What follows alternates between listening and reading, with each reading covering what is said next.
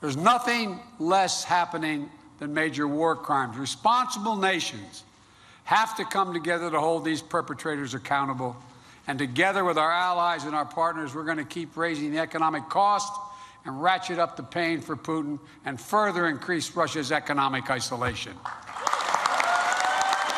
Οι νέες κυρώσεις των Ηνωμένων Πολιτείων κατά της Μόσχας είχαν στόχο 2 από τις κόρες του Βλάντιμιρ Πούτιν, τη Μαρία και την Καταρίνα, αλλά και 2 ρωσικές τράπεζες. Οι κυρώσεις αφορούν επίσης τον Ρώσο Πρωθυπουργό Μιχαήλ Μισούστιν, τη γυναίκα και τα παιδιά του Ρώσου Υπουργού Εξωτερικών Σεργέη Λαυρόφ και τον πρώην πρόεδρο και πρώην πρωθυπουργό της χώρας Δημήτρη Μετβέντεφ.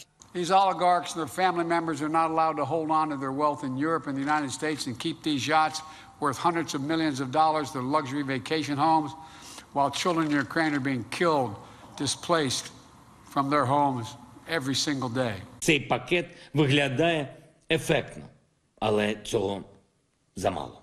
Але все ж навряд чи його можна назвати співмірним тому злу, яке світ побачив в Бучі, тому злу, яке продовжується в Маріуполі, в обстрілах Харкова, в намаганні Росії розпочати новий, глобальний, κривавий наступ на Δονμπάσι. Οι κυρώσεις αυτές έρχονται μετά τον μπαράζ απελάσεων εκατοντάδων Ρώσων διπλωματών από δεκάδες δυτικές χώρες. Η Μόσχα έδωσε σκληρή απάντηση στις απελάσεις. Очевидно, что вот этот страшный преступный фейк, сценарий был сфабрикован для того, чтобы оправдать очередной заранее подготовленный пакет санкций, включая масштабную высылку российских дипломатов из ряда западных стран.